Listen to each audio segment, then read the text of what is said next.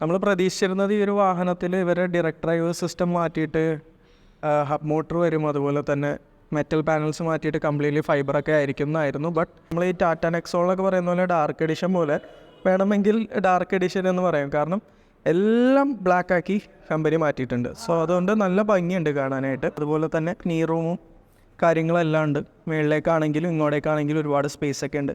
So അത്യാവശ്യം height ഉള്ളവരാണെങ്കിലും ഇരുന്ന് യാത്ര ചെയ്യണമെങ്കിലും വലിയ ബുദ്ധിമുട്ടൊന്നും ഉണ്ടാവുമെന്ന് എനിക്ക് തോന്നുന്നില്ല. ഇനി മറ്റൊരു മാറ്റം വന്നിരിക്കുന്നതെന്ന് വെച്ച് കഴിഞ്ഞാൽ പുതിയ വണ്ടിയിൽ നമുക്ക് ഇതുപോലെ തന്നെ താക്കോല് വരുന്നുണ്ട് എന്നുള്ളതാണ്. Hi guys, welcome back to my channel. എൻ്റെ പേര് നദീം ലത്തീഫ്. സോ ബജാജ് ചേതക്കിൻ്റെ ഏറ്റവും ലേറ്റസ്റ്റും മോസ്റ്റ് അഫോർഡബിൾ ആയിട്ടുള്ള അവരുടെ ചേതക് ബ്ലൂ ലൈൻ 2901 എന്ന് പറയുന്ന വാഹനത്തിൻ്റെ വിശേഷങ്ങളാണ് ഇന്നത്തെ വീഡിയോയിൽ ഞാൻ നിങ്ങളായിട്ട് ഷെയർ ചെയ്യാൻ പോകുന്നത്. അപ്പോൾ നിലവിൽ ചേതക്കിനുള്ളത് 2 മോഡലുകളാണ്. അതായത് നമ്മൾ ഇതിനു മുമ്പ് വീഡിയോ ചെയ്തിട്ടുണ്ട് അവരെ പ്രീമിയം അതുപോലെ തന്നെ അർബൻ. 2 വാഹനങ്ങളുടെയും നമ്മൾ വാക്ക് അറൗണ്ട് കാര്യങ്ങൾ ചെയ്തിട്ടുണ്ട്, റിവ്യൂ ചെയ്തിട്ടുണ്ട്. പിന്നെ അതുപോലെ തന്നെ റേഞ്ച് ടെസ്റ്റ് കാര്യങ്ങളൊക്കെ ചെയ്തിട്ടുണ്ട്. അപ്പോൾ ഈ ഒരു ചേതക്കിൻ്റെ ആ ഒരു സീരീസിലേക്കാണ് ഏറ്റവും അഫോർഡബിൾ ആയിട്ടുള്ള ബ്ലൂ ലൈൻ വന്നിരിക്കുന്നത്. അപ്പോൾ ഇത് അഫോർഡബിൾ എന്ന് പറയുമ്പോഴത്തേക്കും ഒബ്വിയസ്ലി ഇതിന് കുറച്ചുകൂടെ സുപ്പീരിയർ ആയിട്ടുള്ള പ്രീമിയം അല്ലെ അർബൻ മോഡലുകളിൽ നിന്ന് കുറച്ച് കോസ്റ്റ് കട്ടിങ് കാര്യങ്ങൾ അതുപോലെ തന്നെ ചേഞ്ചസ് ഒക്കെ വരുത്തിയിട്ടുണ്ട്. അതെന്തൊക്കെയാണെന്നുള്ളത് നമുക്ക് നോക്കാം. സോ നമുക്ക് ചേതക് ബ്ലൂ ലൈൻ്റെ ഒരു ഫിസിക്കൽ ഓവർവ്യൂവും അതുപോലെ തന്നെ ഡിസൈനിൽ നിന്ന് സ്റ്റാർട്ട് ചെയ്യാം. 5 കളറുകളാണ് നമുക്ക് അവൈലബിൾ ആയിട്ടുള്ളത്. ഇന്ന് നമ്മുടെ കൂടെ ഉള്ളത് ബ്ലാക്ക് ആണ്. നമ്മൾ ഇതിനു മുമ്പ് കണ്ടിട്ടുള്ള പ്രീമിയം അല്ലെങ്കിൽ അർബനിൽ ഒരുപാട് ക്രോം കളറിലുള്ള എലമെൻറ്റ്സ് ഉണ്ടായിരുന്നു. എന്നാൽ ഈ ഒരു വാഹനത്തിൽ അതെല്ലാം കംപ്ലീറ്റ്ലി ബ്ലാക്ക് ആക്കിയിട്ട് ഒരു ഓൾ ബ്ലാക്ക് ആയിട്ടാണ് ഇറക്കിയിരിക്കുന്നത്. അതുകൊണ്ട് തന്നെ നല്ല എലഗൻസ് ഉണ്ട്, കാണാൻ നല്ലൊരു ലുക്ക് ഉണ്ട്. കാരണം കംപ്ലീറ്റ്ലി ബ്ലാക്ക് എന്ന് പറയാം. നമ്മൾ ഈ ടാറ്റ നെക്സോളൊക്കെ പറയുന്ന പോലെ ഡാർക്ക് എഡിഷൻ പോലെ വേണമെങ്കിൽ ഡാർക്ക് എഡിഷൻ എന്ന് പറയും. കാരണം എല്ലാം ബ്ലാക്ക് ആക്കി കമ്പനി മാറ്റിയിട്ടുണ്ട്. സോ അതുകൊണ്ട് നല്ല ഭംഗിയുണ്ട് കാണാനായിട്ട്. ഇനി ഒരു ഫിസിക്കൽ ഓവർവ്യൂ എന്ന് നമ്മൾ വരികയാണെങ്കിൽ നമ്മൾ ചേതക്കിൽ ഇതിനു മുമ്പ് കണ്ടിട്ടുള്ള സെയിം ഷേപ്പിലാണ് ചേതക്കിൻ്റെ സീഡ് ആ ഷേപ്പിലുള്ള മിറേഴ്സാണ്. മെറ്റലാണ്, നല്ല ക്വാളിറ്റിയിലാണ് വരുന്നത്. ഹാൻഡിൽ ഗ്രിപ്പ് കാണാം, എല്ലാത്തിനും നല്ല ക്വാളിറ്റിയാണ് ബജാജ് കൊടുത്തിരിക്കുന്നത്. ബ്രേക്ക് ലിവർ ഇങ്ങോട്ടേക്ക് വരുമ്പോഴത്തേക്കും അവരെ ആ സിഗ്നേച്ചറായിട്ടുള്ള സർക്കുലർ ഹെഡ് ലാമ്പ് കാര്യങ്ങൾ കാണാം. DRലൊക്കെയാണ്. ഇതിൻ്റെ ചുറ്റും വീണ്ടും ബ്ലാക്ക് കളർ റിങ്ങാണ് കൊടുത്തിരിക്കുന്നത്. ഈ സൈഡിലേക്ക് വരുമ്പോഴത്തേക്കും നമുക്ക് ബ്രേക്ക് ലോക്ക് കാണാം. അപ്പോൾ നമ്മൾ കയറ്റത്തിലൊക്കെ വണ്ടി നിർത്തുകയാണെങ്കിൽ നമുക്ക് ലോക്ക് ചെയ്ത് വെക്കാം, വണ്ടി പുറകോട്ട് പോവില്ല. ഇനി താഴേക്ക് വരുമ്പോൾ ഇവിടെയാണ് നമ്പർ പ്ലേറ്റ് ഹോൾഡർ വരുന്നത്. ഇവിടെ കുറച്ച് എയർ വെൻറ്റ് കാര്യങ്ങളൊക്കെ വരുന്നുണ്ട്. ചേതക്കിൻ്റെ ബാഡ്ജിങ് കാണാം.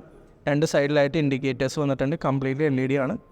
ഹെഡ് ലാമ്പും കംപ്ലീറ്റ്ലി LED തന്നെയാണ്. താഴേക്ക് വരുമ്പോഴത്തേക്കും വിശാലമായിട്ടുള്ള മഡ് ഗാർഡ് കാണാം. ഇത് ഫൈബറാണ്. ബാക്കിയെല്ലാം ഈ പറയുന്ന പോലെ ഈ പോർഷനെല്ലാം മെറ്റലാണ്, സ്റ്റീലിലാണ് ബജാജ് ചെയ്തിരിക്കുന്നത്.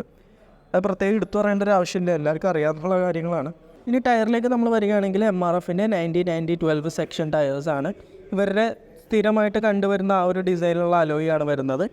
ബട്ട് കോസ്റ്റ് കട്ടിങ്ങിൻ്റെ ഭാഗമായിട്ട് ഫ്രണ്ടിലെ ഡിസ്ക് ബ്രേക്ക് മാറ്റിയിട്ട് അത് ഡ്രം ബ്രേക്ക് ആക്കി മാറ്റിയിട്ടുണ്ട്. അതാണ് ഒരു കോസ്റ്റ് കട്ടിങ് ചെയ്തിരിക്കുന്നത്. ഈ സൈഡിലേക്ക് വരുമ്പോൾ നമുക്ക് കുറച്ച് ഗ്രാഫിക്സ് കാര്യങ്ങളൊക്കെ കാണാം. ചേതക്കിൽ പൊതുവെ കണ്ടിട്ടില്ലാത്ത കാര്യങ്ങളാണ്. ബ്ലാക്ക് വണ്ടിയിൽ അത്യാവശ്യം നല്ല ഭംഗിയുണ്ട് ഇത് കാണാനൊക്കെ ആയിട്ട്. ഇനി നമ്മൾ ഈ ഒരു പോർഷനിലേക്ക് വരുമ്പോൾ നമുക്ക് ഈ ഒരു വാഹനത്തിൻ്റെ ഹെഡ്ലൈറ്റിനെ റിസംബിൾ ചെയ്തിട്ടുള്ള അവരുടെ ആ ഒരു ഡിസ്പ്ലേ കാര്യങ്ങൾ കാണാം. ജസ്റ്റ് ഒന്ന് ഓണാക്കി ഞാൻ കാണിക്കാം. കളർ ഡിസ്പ്ലേ ആണ്. ഇപ്പോൾ നമ്മൾ ഇൻഡോറാണ് ഇരിക്കുന്നത്, വിസിബിലിറ്റി വലിയ കുഴപ്പമില്ല. നേരെ ഔട്ട്ഡോർ ഇറങ്ങി കഴിയുമ്പോഴത്തേക്കും വിസിബിലിറ്റി കുറച്ച് കുറയുന്നതാണ്. സ്വിച്ച് ഗിയറിലേക്ക് വന്നു കഴിഞ്ഞാൽ നമ്മൾ സ്ഥിരം കാണുന്നത് പോലെ തന്നെ ഡിമ്മും ബ്രൈറ്റും നമുക്ക് കാണാൻ സാധിക്കും. ഇൻഡിക്കേറ്റർ, അതുപോലെ തന്നെ മ്യൂസിക് കൺട്രോൾസിനായിട്ടുള്ള സ്വിച്ച്, ഹോണുണ്ട്. ഡ്രൈവ്, ന്യൂട്രൽ, റിവേഴ്സ്, അതുപോലെ തന്നെ മോഡ് ചേഞ്ച് ചെയ്യാനും ഇൻഡിക്കേറ്റർ സ്വിച്ചുകൾ കാണാം. ഇനി മറ്റൊരു മാറ്റം വന്നിരിക്കുന്നതെന്ന് വെച്ച് കഴിഞ്ഞാൽ പുതിയ വണ്ടിയിൽ നമുക്ക് ഇതുപോലെ തന്നെ താക്കോല് വരുന്നുണ്ട് എന്നുള്ളതാണ്. മറ്റേ നമുക്കറിയാം ഒരു കീ ഫോബ് ആയിരുന്നു, ഇവിടെ ഒരു പുഷ് ടു സ്റ്റാർട്ട് ബട്ടൺ ആയിരുന്നു. പകരം നമുക്കൊരു കീ ഹോൾ വന്നിട്ടുണ്ട്. അത് കുറച്ചുകൂടെ കൺവീനിയൻ്റ് ആണ് എന്നാണ് എൻ്റെ ഒരു പേഴ്സണൽ അഭിപ്രായം. ഇനി ഇങ്ങോട്ടേക്ക് വന്നു കഴിഞ്ഞാൽ 2901 ബ്ലൂ ലൈൻ എന്ന് പറയുന്നുള്ള ബാഡ്ജിങ് കാണാം. 29 എന്ന് പറയുമ്പോൾ 2.9 kW ബാറ്ററി പാക്ക് എന്നുള്ള അർത്ഥമാണ്. പഴയ ആ ഒരു ഗ്ലൗ ബോക്സ് ഇവിടുന്ന് കംപ്ലീറ്റ്ലി റിമൂവ് ചെയ്തിട്ടുണ്ട്. ഗ്ലൗ ബോക്സ് എന്ന് പറയുമ്പോൾ ഇപ്പോൾ ഇതുപോലെയുള്ള 2 ചെറിയ ഗ്ലൗ ബോക്സാണ് വരുന്നത്. മറ്റേ നമുക്കറിയാം നമ്മളിവിടെ ഒരു ബട്ടൺ പ്രസ് ചെയ്യുമ്പോഴത്തേക്കും ഫുള്ളി ഗ്ലൗ ബോക്സ് ഓപ്പൺ ആയിട്ട് വരും. അതുപോലെ തന്നെ പുതിയൊരു ഹുക്കാണ് വന്നിരിക്കുന്നത്. സീറ്റിൻ്റെ ഇവിടെയുള്ള ഹുക്ക് മാറ്റിയിട്ട് ഇവിടെയാണ് വന്നിരിക്കുന്നതൊക്കെ ആ ഒരു മോഡലിൻ്റെ കോസ്റ്റ് കുറയ്ക്കാൻ വേണ്ടി ചെയ്തിരിക്കുന്ന കോസ്റ്റ് കട്ടിങ്ങുകളാണ്. താഴേക്ക് വന്നു കഴിഞ്ഞാൽ നമ്മൾ സ്ഥിരം കാണുന്ന പോലത്തെ ഫ്ലോർ ബോർഡ് കാര്യങ്ങളൊക്കെ കാണാം. സൈഡിലേക്ക് വരുമ്പോഴേക്കും നമുക്കിവിടെ ആയിട്ട് പില്ലിയനായിട്ടുള്ള ഫുഡ് പെക്ക് കാര്യങ്ങളൊക്കെ ഉണ്ട്. ഇപ്പുറത്തേക്ക് വരുമ്പോൾ ഈ പോർഷനും സ്റ്റീലാണ് ചേതക്കിൽ സ്ഥിരം വരുന്ന പോലെ ഇവിടെയും കുറച്ച് ഗ്രാഫിക്സ് കൊടുത്തിട്ടുണ്ട്. സീറ്റും ചെറിയ ഒരു ഡിഫറൻസ് കാര്യങ്ങളൊക്കെ കാണുന്നുണ്ട്. കുറച്ചൊരു എന്താ പറയുക, ആ കാണുന്നതാണ് നമ്മുടെ പ്രീമിയം മോഡലിൽ വരുന്ന സീറ്റിംഗ്. അതിൽ നിന്ന് കുറച്ച് ഒരു കോസ്റ്റ് കട്ടിങ് അവർ ചെയ്തിട്ടുണ്ട്. അതുപോലെ തന്നെ ഗ്രാബ് റെയിലും ഡിസൈൻ വൈസ് മാറിയിട്ടുണ്ട്. ബാക്കിലേക്ക് വന്നു കഴിഞ്ഞാൽ നമ്മൾ സ്ഥിരം കാണുന്ന സെയിം ലുക്കാണ്. ഇൻഡിക്കേറ്റർ അതുപോലെ തന്നെ ടെയിൽ ലാമ്പ് ചേതക്കിൻ്റെ ലോഗോ, വേറെ വലിയ മാറ്റങ്ങളൊന്നുമില്ല. ഇനി ലെഫ്റ്റ് സൈഡിലേക്ക് വന്നു കഴിഞ്ഞാൽ സൈഡ് സ്റ്റാൻഡ് നമുക്ക് കാണാം. അതുപോലെ തന്നെ ഫുഡ് പെഗ്, പിന്നെ നമുക്ക് ഡയറക്റ്റ് ഡ്രൈവാണ് വരുന്നത്. നമ്മൾ ഈ ഒരു വാഹനം ഇതിനു മുമ്പ് പ്രിവ്യൂ ചെയ്യുന്ന ടൈമിൽ നമ്മൾ ഹബ് മോട്ടറാണ് എക്സ്പെക്റ്റ് ചെയ്തിരുന്നെങ്കിൽ നമ്മളെ നിരാശപ്പെടുത്താതെ തന്നെ ബജാജ് അവരുടെ ഡയറക്റ്റ് ഡ്രൈവ് സിസ്റ്റം തന്നെയാണ് ഈ ഒരു വാഹനത്തിൽ കൊടുത്തിരിക്കുന്നത്. പിന്നെ സെൻട്രൽ സ്റ്റാൻഡ് ഇതിനകത്തില്ല. സെൻട്രൽ സ്റ്റാൻഡ് ആക്സസറി ആയിട്ടാണ് വരുന്നത്. അത് വേണമെങ്കിലും നമുക്ക് ഫിറ്റ് ചെയ്യും. ഇതൊക്കെയാണ് ഇതിൻ്റെ ഒരു പുറമേ നിന്നുള്ളൊരു ഫിസിക്കൽ ഓവർവ്യൂ. പഴയ ചേതക്കിൽ എന്തുണ്ടായിരുന്നോ അതിൽ നിന്ന് വ്യത്യസ്തമായിട്ട് നമുക്ക് ബ്രേക്കിംഗ് മാറിയിട്ടുണ്ട്. കംപ്ലീറ്റ്ലി ഡ്രമ്മാണ്. അതുപോലെ തന്നെ കീ ഹോള് വന്നിട്ടുണ്ട്. നമുക്ക് പുഷ് ബട്ടൺ സ്റ്റാർട്ടും കീ ഫോബ് കാര്യങ്ങളൊന്നുമില്ല. പിന്നെ ഈ പറയുന്ന പോലെ ഗ്ലൗ ബോക്സ്, ഇങ്ങനെയുള്ള നോർമലി സ്കൂട്ടേഴ്സിൽ വരുന്ന ടൈപ്പുള്ള ഗ്ലൗ ബോക്സ് ആണ്. ചേതക്കിൻ്റെ മുമ്പ് നമ്മൾ കണ്ടിട്ടുള്ള പോലെ ഇങ്ങനെ ഓപ്പണായി വരുന്ന ഗ്ലൗ ബോക്സ് അല്ല. ഗ്രാബ് റെയിലും മാറിയിട്ടുണ്ട്. ഇപ്പോൾ ഇനി നമുക്ക് ജസ്റ്റ് ബൂട്ടൊന്ന് ഓപ്പൺ ചെയ്ത് നോക്കാം. അപ്പോൾ ഇപ്പോൾ കീ ഓഫ് പൊസിഷനിലാണ്. അവിടെ നിന്ന് നമ്മൾ പുഷ് ചെയ്തിട്ട് റൈറ്റിലേക്ക് ഒന്ന് തിരിച്ച് കഴിഞ്ഞ് കഴിഞ്ഞാൽ ബൂട്ട് ഓപ്പൺ ആവും. ബൂട്ടിലൊന്നും വലിയ കാര്യമായിട്ടുള്ള മാറ്റമൊന്നുമില്ല. 21 ലിറ്ററിൻ്റെ ബൂട്ട് സ്പേസ് നമുക്ക് കിട്ടുന്നുണ്ട്. ഒരു ചെറിയ ഹാഫ് ഫേസ് ഹെൽമെറ്റ് നമുക്ക് ഇതിനകത്ത് വെക്കാൻ സാധിക്കും. പിന്നെ ചാർജർ വരുന്നത് ഓഫ് ബോർഡാണ്. പ്രീമിയം വണ്ടിയിൽ മാത്രമാണ് ഓൺ ബോർഡ് ചാർജർ വരുന്നത്. ഇതാണ് ചാർജിങ് പോർട്ട്. നമുക്കിതിനകത്ത് ചാർജറിൻ്റെ കേബിൾ കണക്ട് ചെയ്ത് ഈ സൈഡിലൂടെ എടുത്തു കഴിഞ്ഞാൽ സീറ്റ് അടക്കാനും സാധിക്കും. വേറെ പ്രത്യേകിച്ച് ലുക്ക് വൈസ് ഈ പറഞ്ഞ മാറ്റങ്ങളല്ലാതെ വേറെ ഒന്നും തന്നെ ഇല്ല. അപ്പോൾ ലുക്ക് വൈസ് നമ്മൾ നോക്കിക്കഴിഞ്ഞാൽ ചേതക്കിൽ നമ്മൾ പൊതുവേ കാണുന്ന ഒരു മോഡേൺ ആയിട്ടുള്ളൊരു റെട്രോ സ്റ്റൈലിംഗ് തന്നെയാണ് ഈ ഒരു വാഹനത്തിലും വരുന്നത്. ബിൽഡ് ക്വാളിറ്റിയുടെ കാര്യം പറയുകയാണെങ്കിൽ ഈ പറയുന്ന പോലെ ബോഡി പാനൽസ് പലതും സ്റ്റീലാണ്. അതുകൊണ്ട് തന്നെ വാഹനത്തിന് അത്യാവശ്യം വെയിറ്റ് ഉണ്ട്. ഏകദേശം 126 കിലോഗ്രാമോളം ഭാരം ഉണ്ടെങ്കിൽ പോലും ഈ പറയുന്ന പോലെ അത് ബിൽഡ് ക്വാളിറ്റി അത്രയ്ക്ക് നല്ലതായതുകൊണ്ടാണ്. ഈ മിററാണെങ്കിലും അതിൻ്റെ കാര്യങ്ങളൊക്കെ ആണെങ്കിലും പാനൽസൊക്കെ ആണെങ്കിലും നല്ല ബിൽഡ് ക്വാളിറ്റിയിലാണ് ചേതക്ക് ഈ ഒരു വാഹനം ഇറക്കിയിരിക്കുന്നത്. ആ ഒരു ബേസ് മോഡൽ വാഹനമാണ്, കുറച്ചുകൂടെ അഫോർഡബിൾ ആണ് എന്ന് കരുതി ഫൈബർ പാനലുകളോ ഒരുപാട് ക്വാളിറ്റിയിലൊന്നും കോസ്റ്റ് കട്ടിങ് കമ്പനി ചെയ്തിട്ടില്ല. ഇപ്പോൾ നമ്മൾ കണ്ട ഇത്രയും മാറ്റങ്ങളൊക്കെയാണ് ഈ ഒരു വാഹനത്തിൽ ബജാജ് ഫിസിക്കലി കൊണ്ടുവന്നിരിക്കുന്നത്. നമ്മൾ പ്രതീക്ഷിച്ചിരുന്നത് ഈ ഒരു വാഹനത്തിൽ ഇവരെ ഡയറക്റ്റ് ഡ്രൈവ് സിസ്റ്റം മാറ്റിയിട്ട് ഹബ് മോട്ടർ വരും, അതുപോലെ തന്നെ മെറ്റൽ പാനൽസ് മാറ്റിയിട്ട് കംപ്ലീറ്റ്ലി ഫൈബറൊക്കെ ആയിരിക്കും എന്നായിരുന്നു. ബട്ട് സർപ്രൈസിംഗ്ലി കമ്പനി ആ ഒരു കാര്യത്തിൽ യാതൊരു രീതിയിലുള്ള കോസ്റ്റ് കട്ടിംഗ് ഒന്നും ചെയ്തിട്ടില്ല. അപ്പോൾ നമ്മളിനി ബജാജ് ചേതക്ക് ബ്ലൂ ലൈൻ 2901 ഒരു സ്പെക്സിലേക്ക് വരികയാണെങ്കിൽ ഐഡിയൽ ഡ്രൈവിംഗ് കണ്ടീഷൻ റേഞ്ച് പറയുന്നത് 123 കിലോമീറ്ററാണ്. സോ നമ്മൾ ഈ പറയുന്ന പോലെ 100 കിലോമീറ്റേഴ്സ് റിയൽ ലൈഫ് പറയുന്ന വണ്ടി തന്നെ 121 കിലോമീറ്റർ സോളോയിൽ ഓടിച്ചിട്ടുള്ളതാണ്. അപ്പോൾ എന്തായാലും ഒരു റിയൽ ലൈഫ് നമ്മൾ ഓടിക്കുന്നതിനനുസരിച്ച് ഒരു 90 to 110 ഒക്കെ മോസ്റ്റ് പ്രോബബ്ലി കിട്ടേണ്ടതാണ്. 90 to 100. അതല്ല നമ്മൾ കുറച്ചുകൂടെ നല്ല രീതിയിൽ ഓടിക്കുന്നവരാണെങ്കിൽ മേ ബി അതിന് മേലേക്ക് നമുക്ക് ഈ ഒരു വാഹനത്തെ പുഷ് ചെയ്യാൻ പറ്റുന്നതാണ്. ഈ ഒരു വാഹനം കിട്ടുകയാണെങ്കിൽ നമുക്കൊരു റേഞ്ച് ടെസ്റ്റൊക്കെ ചെയ്ത് നോക്കണം. പിന്നെ പെർഫോമൻസ് ഫിഗേഴ്സിലേക്ക് വരികയാണെങ്കിൽ ടോപ്പ് സ്പീഡ് കമ്പനി പറയുന്നത് 63 kmph ആണ്. മേ ബി ഡിസ്പ്ലേയിൽ അതിൽ കൂടുതൽ കാണിക്കുമായിരിക്കാം, അറിയില്ല. 2.9 kWh ലിഥിയം അയോൺ ബാറ്ററിയാണ് നമുക്ക് വരുന്നത്.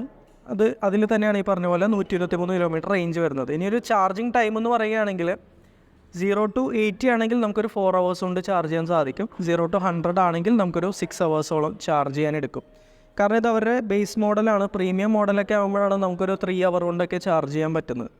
ഓക്കെ, പിന്നെ ഇതിൻ്റെ ഒരു ഡ്രൈവ് സിസ്റ്റത്തെ പറ്റി പറയുകയാണെങ്കിൽ ചേതക്കിനെ പറ്റി അറിയാം എന്നുള്ളവരാണെങ്കിൽ നമുക്ക് അറിയാമായിരിക്കും. ഇതൊരു ഡയറക്റ്റ് ഡ്രൈവ് സിസ്റ്റമാണ്.